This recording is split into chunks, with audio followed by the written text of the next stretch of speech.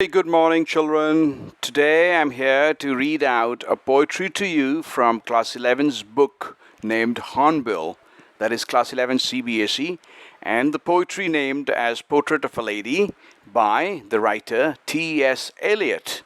All right, I hope your summer vacations are absolutely rocking for those of you who have started your vacations. I'm sure you would have definitely, and you're all doing good and in best of your health.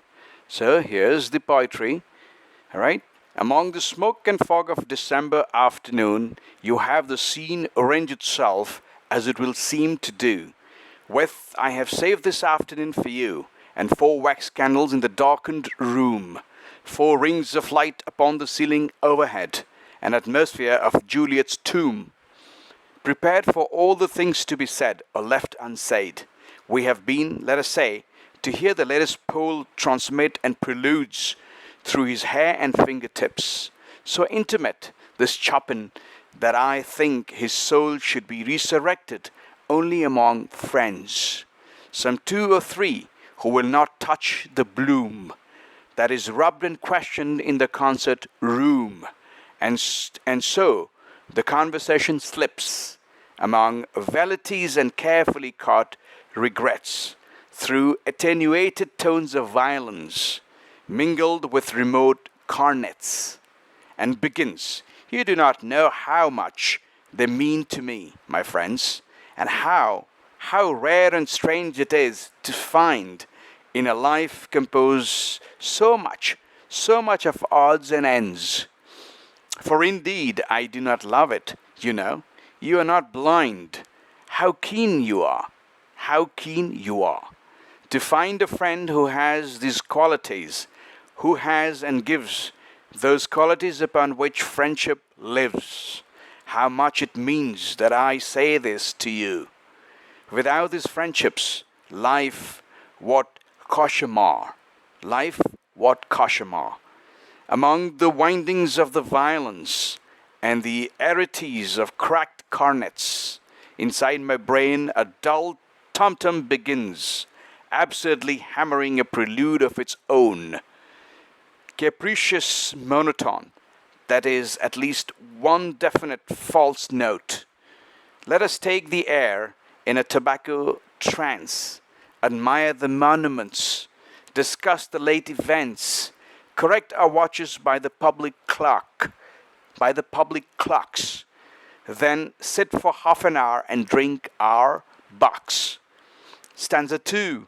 Now that lilacs are in bloom, she has a bowl of lilacs in her room, and twists one in her fingers while she talks. Ah, my friend, you do not know what life is. You who hold it in your hands, slowly twisting the lilac stalks.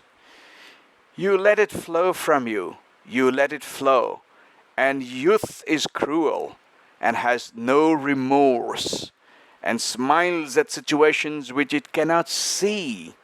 I smile, of course, and go on drinking tea. Yet, with these April sunsets that somehow recall my buried life and Paris in the spring, I feel immeasurably at peace and find the world to be wonderful and youthful after all.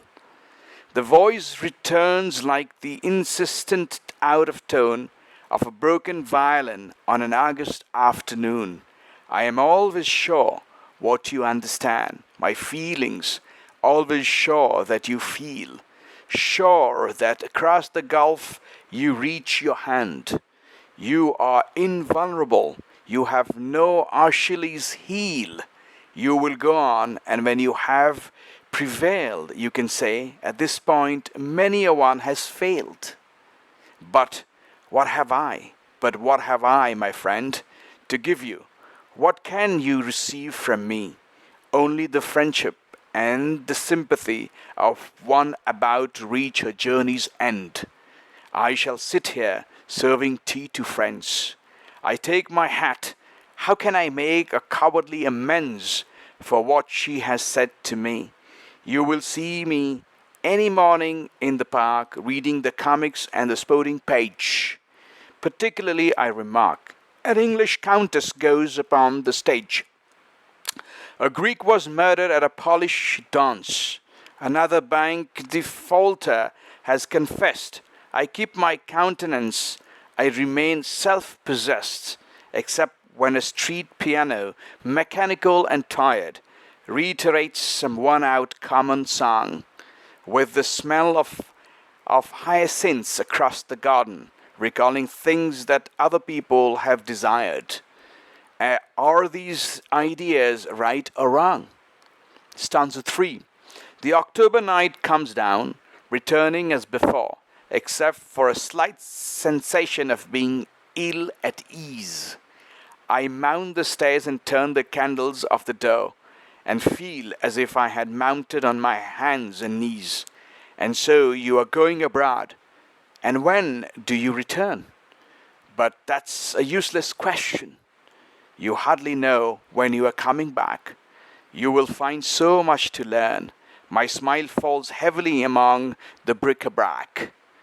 Perhaps you can write to me. My self-possession flares up for a second.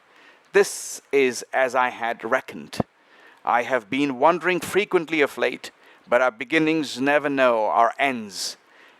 Why we have not developed into friends. I feel like one who smiles and turning shall remark suddenly his expression in a gloss.